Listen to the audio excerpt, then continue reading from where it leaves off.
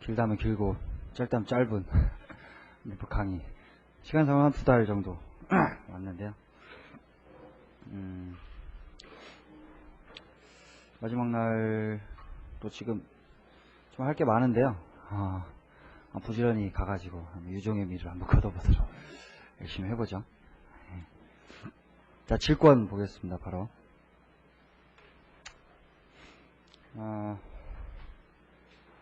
질권 의의 229페이지입니다.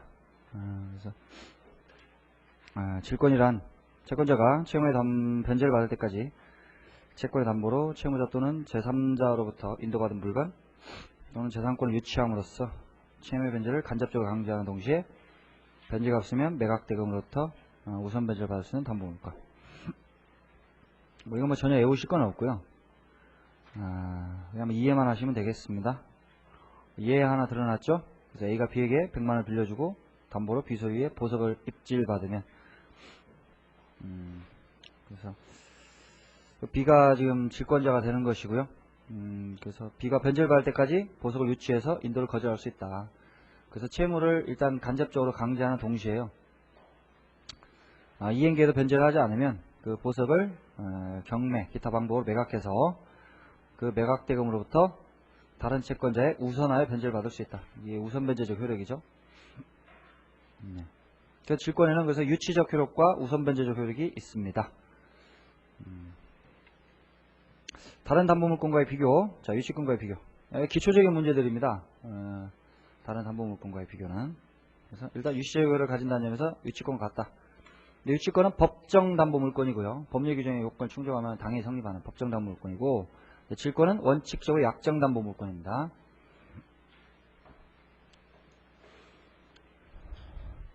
차이점 맨 마지막 줄에 유치권은 우선 변제적 효력이 없다. 질권은 우선 변제권이 있다. 이 차이점. 저당권과의 비교. 원칙적으로 약정 담보물권이다. 같고요. 우선 변제적 효력이 있다. 같고. 차이점. 질권의 유치 효력, 우선 변제적 효력이 모두 인정된다. 하지만 저당권에서는 우선 변제적 효력만 있고요. 유치적 효력이 없습니다. 그래서 저당권이 설정된 경우에 저당권 설정자, 그 소유자가 그대로 그 부동산을 사용 수익을 하게 되죠. 네, 그 점에 있어서 차이가 납니다. 질권은 뺏기게 되는 거죠. 질권자한테 인도를 해줘야 되기 때문에 사용 수익권이 박탈됩니다. 그래서 그 점에 있어서 좀 차이가 있고요. 공시방법, 질권 인도, 저당권은 등기 등록. 이렇게 되겠습니다. 넘어가고, 목적물. 질권의 목적물은 일단 동산입니다. 그리고 이제 권리질권이 지금 있는데요. 일정한 재산권은 또 질권의 목적이 되겠습니다. 그래서 원래 발전해 온 것이 동산질권입니다. 동산질권. 근데 저당권은 등기 등록이 가능한 부동산. 일단 부동산. 우리 민법이 규정한 부동산. 그 다음에 임목, 선박, 자동차, 항공기, 중기 이런 것들 특별법에 의해서 인정되고 있습니다. 그 다음에 여기 안 썼는데요. 이제 전세권하고 지상권도 권리지만 물건이 권리지만 저당권의 객체가 될 수가 있습니다. 피담보 채권의 범위 제한이 없다. 근데 그 범위가 질권은 좀 제한이 없는데요. 저당권은 약간의 제한이 있습니다. 이거 뒤에서 공부를 하겠고요. 자, 질권 종류 그냥 읽어보시면 됩니다. 특별한 내용 없고요. 질권의 법적 성질 물권이다. 그 다음에 담보물권이라는 점에서 쭉 가보면 부종성 담보물권의 통일성 보시면요. 부종성이 있다. 하지만 유치권보다 조금 부종성이 완화되고 수반성이 있다. 그래서 피담보 채권이 승계되면 질권도 그에 수반하여 승계된다. 다만 물상보증인이 설정한 질권은 그의 동의가 없는 한 수반되지 않는다. 물상보증인은 그 채무자가 아닌 제3자가 담보로 제공한 거거든요. 그래서 이 사람이 제공한 것은 그 사람의 동의가 있어야 됩니다. 그리고 질권의 수반에 공시범위 갖춰져야 된다. 그래서 인도가 돼야 되겠죠. 불가분성이 있고 물상대의성이 있고. 그 다음에 유치적 효력, 우선변제적 효력 그냥 읽어보시면 되고. 자, 동산질권 329조 보시면 일단 아까 봤던 것을 아까 봤던 내용과 똑같습니다. 그래서 채권의 담보로 채무자 또는 제3자가 제공한 동산을 되죠. 여기서 말하는 제3자가 바로 물상보증인입니다. 물상보증인. 채무자가 제공을 하는 게 일반적인데요. 제3자가 제공하는 경우도 있다.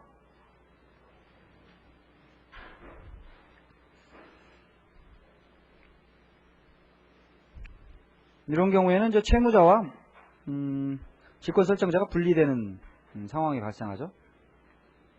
그래서 이렇게 제공한 동산을 점유하고 위치적 효력이 있다는 것이죠. 점유하고 그 다음에 동산에 대하여 다른 채권자보다 자기 채권의 우선 변제를 받을 권리가 있다. 그래서 우선 변제권, 이게 담보물권의 본질적인 내용이 되겠습니다. 자, 질권자는 채권자 하나고요. 설정자에서 다 봤죠? 3자일 수도 있다. 물상보증인의 그 성질과 내용은 밑에 설명을 해드렸으니까요. 읽어보시기 바랍니다.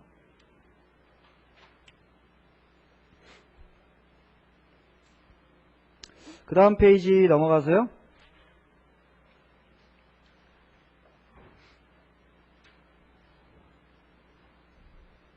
자, 물상보증인이 물상보증인 채무가 없습니다. 그래서 채권자가 물상보증인한테 채무 이행을 청구할 수는 없어요. 그렇지만 채무를 이행하지 않으면 그 담보로 정한 물건에 대해서 집행이 되기 때문에 소유권 상실하게 되겠죠. 그래서 그걸 면하기 위해서 물상보증인이 스스로 변제하는 수도 있고, 변제를 안 하면 이제 결국 실행이 돼서 소유권 상실하게 되죠. 그러면 그러한 경우에 변제를 하거나 실행이 돼서 소유권 상실하게 되면 그 물상보증인은 채무자에 대해서 구상권을 가지게 됩니다. 구상권. 그리고 채무를 변제하면 남의 채무를 갚아준 것이고요. 소유권 상실하게 되면 자기 재산으로 그 남의 채무를 결국 갚아준 셈이 되기 때문에 채무자한테 가서 돈을 달라라고 청구할 수가 있습니다. 이게 구상권이고요. 구상권 관련된 판례 한번 그냥 읽어보시기 바랍니다. 맨 마지막에서 세 번째 줄 정도부터 좀 봐두시고요. 그 다음에 2번 232페이지 2번 질권 설정은 일종의 처분행위이기 때문에 유효하려면 질권 설정자에게 처분권한이 있어야 된다. 처분권한이 없으면 무효죠. 무효.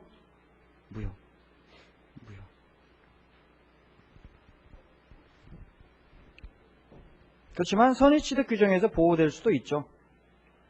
그래서 두 번째 줄 처분권한이 없는 경우에도 채권자가 설정자에게 그러한 처분권한이 있다고 믿고 그렇게 믿은데 과실이 없는 때에는 선의취득의 규정에 따라 유효하게 질권을 취득한다. 이 내용은 선취득도 봤기 때문에 그냥 넘어가도록 하겠습니다. 다만 입증치행과 관련해 가지고요. 그 취득자의 선의 무과실은 동산 질권자에 입증해야 된다. 이거 좀 기억해 두시고요. 자, 목적물 인도. 자, 이건 물건이기 때문에 공시 방법이 필요하죠. 그래서 부동산은 이제 등기를 해야 되고요. 동산 같은 경우에 인도가 필요합니다. 그런데 이제 330조에 보시면 질권 설정은 질권자에게 목적물 인도함으로써 그 효력이 생긴다.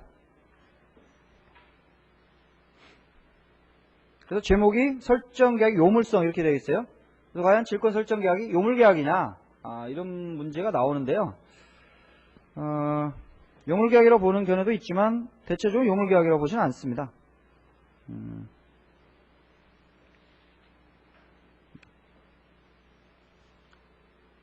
밑에 그 학설 대립을 써놨는데요. 참고로만 보시기 바랍니다. 우리 민법이 성립요건주의를 취하고 있기 때문에 물권변동의 요건 중에 하나에 불과한 것이지 질권 설정계약 자체가 요물계약이라고 보기는 조금 어려운 측면이 있습니다. 그건 참고로만 보시고요. 중요한 게 이제 332조입니다. 332조 보시면 질권자는 설정자로 하여금 질물의 점유를 하게 하지 못한다. 그 인도의 방법은 그 민법 188조부터 190조까지요. 네 가지를 규정하고 있죠. 그래서 현실적으로 인도하는 거, 간이 인도, 그 다음에 반환청권의 양도, 그 다음에 점유개정. 189조에 그 점유개정을 규정을 하고 있는데, 332조에서 질권 같은 경우엔 점유개정이 금지된다.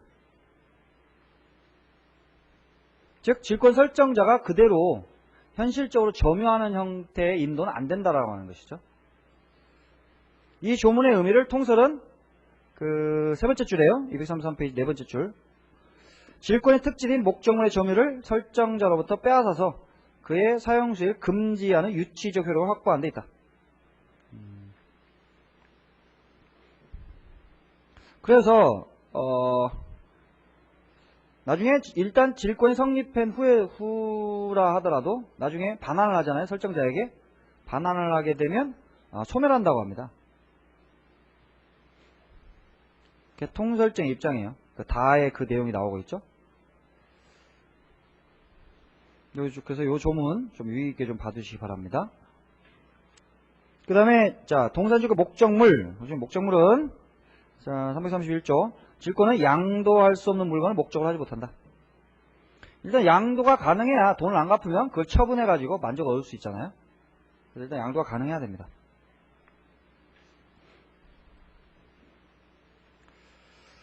양도성이 없는 물건을 질권 목적으로 한 경우에는 그 양도금지의 취지에 따라서 조금 달라요. 그래서 그 내용들을 좀 쭉 써놨는데 뭐 깊게 나오면 여기까지 나올 수도 있습니다만 시험에서 뭐 많이 나오는 편은 아니에요. 그래서 설명은 안 드리겠습니다. 한번 쭉 읽어보시기 바랍니다. 내용들이 이런 것이구나.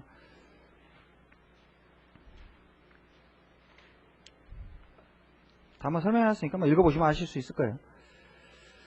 자, 피담보 채권 보겠습니다. 자, 담보 물건이기 때문에 피담보 채권이 있어야 되죠. 피담보 채권이 있어야 됩니다. 근데 피담보 채권에는 아무런 제한이 없습니다. 그래서 가의 두 번째 줄 금전 채권 이것이 보통이지만 금전 이외의 급부를 목적한 채권은 물론이며 금전으로 가액을 산정할 수 없는 채권도 질권에 의해 담보할 수 있다. 시험에 뭐 금전 채권이 하나다 뭐 이런 식으로 나오면 이제 틀리는 질문이 되겠습니다. 그 다음에 장래 특정 채권. 자, 유치권하고 좀 구별을 하셔야 되는데요. 유치권은 성립하기 위해선 반드시 채권이 현재 있어야 돼요. 현재 성립하고 있어야 돼요. 변제가 도래해야 돼요. 아주 엄격해요. 그런데 질권 같은 경우에 현재 채권이 없어도 설정이 가능합니다. 저당권도 마찬가지. 그래서 담보물건의 통유성인 그 부종성이라고 하는 것은 약정 담보물건 질권하고 저당권이 약간 완화가 되는데요. 그래서 세 번째 줄에 담보물건 실행할 때 존재하면 족하다고 합니다. 담보물건 실행할 때 존재하면 족하다. 그래서 설정 당시에 반드시 현재 있어야 되는 건 아니에요. 따라서 조건부, 기한부 채권 같은 장래의 특정한 채권을 위한 담보권 설정도 유효하다. 그냥 아무 이설이 없습니다. 이 저당권도 마찬가지예요. 이설이 없고 근질 일정한 계속적 거래관계로부터 장차 생길 때 다수의 불특정 채권, 이거 불특정 채권입니다. 불특정 채권. 채권이 특정되어 있는 게 아니고 불특정된 거. 불특정 채권을 담보하기 위하여 설정되는 질권을 근질이라고 한다. 근질. 근질은 명문의 규정이 없는데요. 근저당은 357조에 명문의 규정이 있습니다. 여기 557조라고 되어 있는데 이거 오타네요. 357조입니다.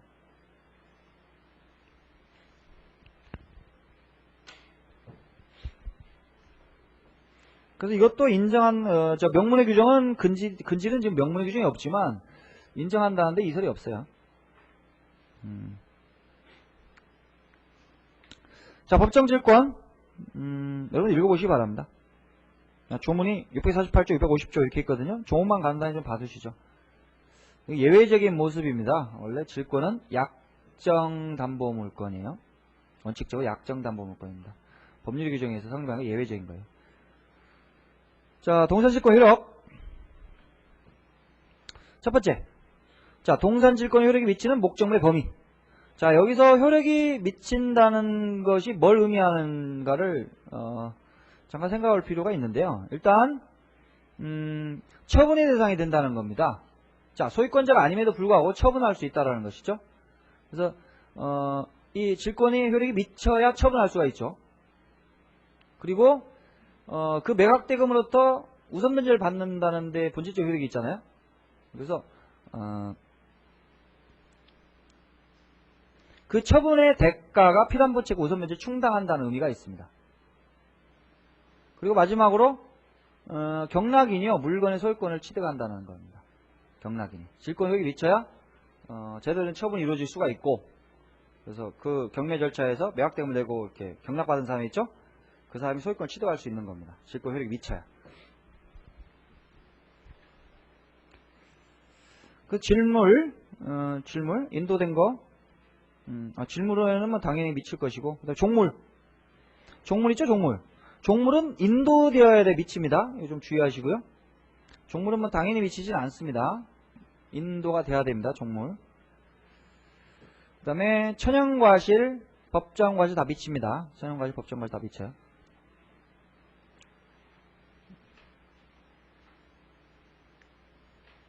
약간 근데 주의하실 부분은요, 이 과시에 대해 효력이 미친다고 할 때 이 과시의 소유권을 취득하는 게 아닙니다. 자, 민법 총칙할 때요, 그 과시수취권자의 의미할 때 담보물권자는 조금 이렇게 달리 봐야 된다는 말씀을 드렸었죠. 다른 그 과시수취권자들은 적극적으로 과시의 소유권을 취득한다는 의미입니다. 적극적으로 과시의 소유권을 취득한다는 의미예요. 근데 여기 질권자, 저당권자도 예외적으로 이제 과시수취권을 가지는 경우가 있는데, 그건 그 물건에 대해서도 그 질권, 저당권 효력이 미친다는 것이 소유권을 취득한다는 의미는 아닙니다. 그래서 약간의 차이가 있어요. 그래서 예전에 시험지 한번 나온 적도 있습니다. 그 문제가. 자, 물상대의 342조. 자, 질권은 질물의 멸실, 훼손 또는 공용징수로 인하여 질권 설정자가 받을에 좀 체크해 주시고, 받을 금전 기타 물건에 대하여도 이런 행사할 수 있다. 이 경우에는 그 지급 또는 인도 전에 압류해야 된다. 지급 또는 인도 전에 압류해야 된다. 자, 어제도 잠깐 말씀드렸었지만, 자, 의 보시면 질권은 목적물이 가진 교환 가치를 파악하는 것을 파악하는 걸 목적으로 하므로 목적물 등이 멸실 등으로 인해 소멸하더라도, 자, 원래 물건은 물건에 대한 권리고 물건이 멸실되면은 소멸하죠. 원칙입니다. 원칙인데, 그렇다 하더라도 그 교환 가치를 대표하는 것이 생기면 질권은 그 대표물에 존속한다. 물상대입니다.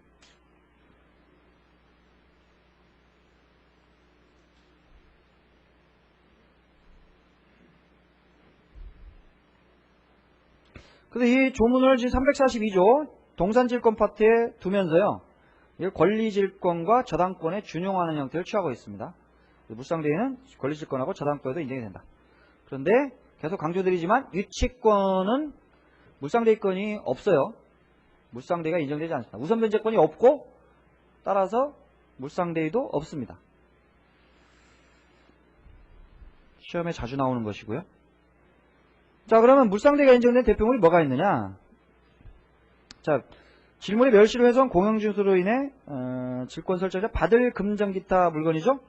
대표적인 게 그래서 보험금 청구권, 그 물건에 대해서 보험을 들어놨다. 그 보험금 청구권 탄해죠. 이런 거, 보험금 청구권. 그다음에 제3자에 대한 뭐 손해배상 청구권, 그다음에 보상금 청구권. 땅이 같은 그 토지가 뭐 수용이 됐다. 수용이 되면 수용 보상금 청구권을 가지게 되죠. 예. 그러면 이제 수용이 되면 그 물건 위에 있던 제한물권은 모조리 소멸하거든요. 저당권 같은 경우는 소멸하게 됩니다. 대신 그 보상금 청구권에 대해서 권리를 행사할 수 있게 됩니다. 보상금 청구권에 대해서. 근데 주의할 거는 교환 가치가 구체화되더라도 질권자가 질물에 취급할 수 있는 때에는 물상대가 인정되지 않는다. 좀 주의하시고요. 그래서 매매 또는 임대의 경우에 그 매매 대금, 차임에 대해서는 물상대가 인정되지 않는다. 그 물건이 팔려도요, 뭐 그 담보권 효력에 아무 영향이 없기 때문에, 자, 이런 경우에 물상대라는 게 나오지 않습니다. 그 내용을 좀 밑에 조그만한 것이요, 좀 약간 상세하게 썼는데요. 한번 좀 읽어 두시고요. 깊게 나오면 뭐 여러 것까지 나올 수도 있는데, 아직 뭐 그렇게 본격적으로 나오고 이러진 않습니다. 딴 거 낼 것도 많기 때문에 한번 참고로 읽어 두시고요. 압류의 내용이 굉장히 중요합니다. 자, 물상대의권을 행사하기 위해서는 질권 설정자가 받을 금전 기타 물건에 대해 그 지급 또는 인도 전에 압류해야 된다. 압류. 근데 여기 왜 압류를 요구하는 이유를 좀 생각해 보셔야 되는데요. 압류를 요구하는 이유는 특정성을 보존한다 했습니다. 특정성.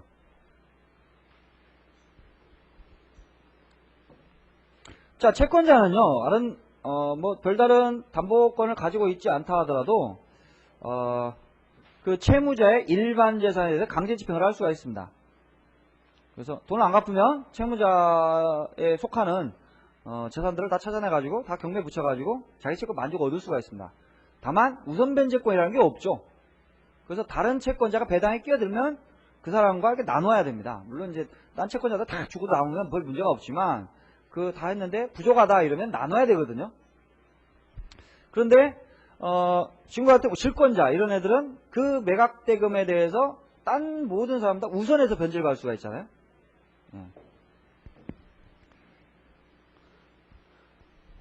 그런데 자 봐보세요. 근데 이게 만약에 지금 질권설정자가 받을 금전, 청구권 이게 행사를 해가지고 돈이 이미 들어가 버렸다. 그게 이미 질권설정자 수중에 들어가 버렸다. 거기에 대해서도 우선변제권을 거기에 대해서도 물상대를 할 수 있도록 해버리면 다른 일반 채권자 이익을 해할 수가 있어요. 어디에 들어갔는데 알 수가 없잖아요.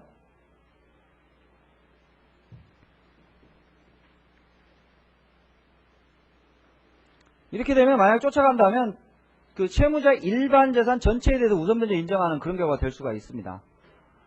그래서 이거는 다른 채권자 이익을 위해서 허용이 되지 않습니다. 그러니까 들어가기 전에 잡아야 됩니다. 그 수중에 들어가기 전에 잡아야 돼요. 거기에 취지가 있는 겁니다. 따라서 이건 목적이 특정성 유지이기 때문에요. 반드시 질권자가 압류할 필요가 없습니다. 딴 사람이 압류해도 일단 그 대표물이 특정되어 있으면요. 특정되어 있으면 거기 행사할 수가 있어요. 질권자 자신이 해야 될 필요 없다. 그거 체크해 두시고.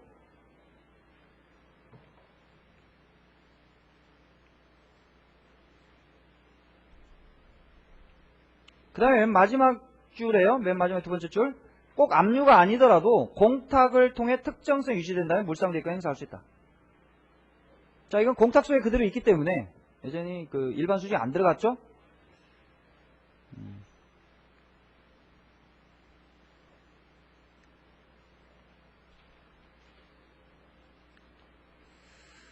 자, 피담보채권의 범위. 자, 이거는 이제 우선변제를 받을 수 있는 범위를 의미합니다.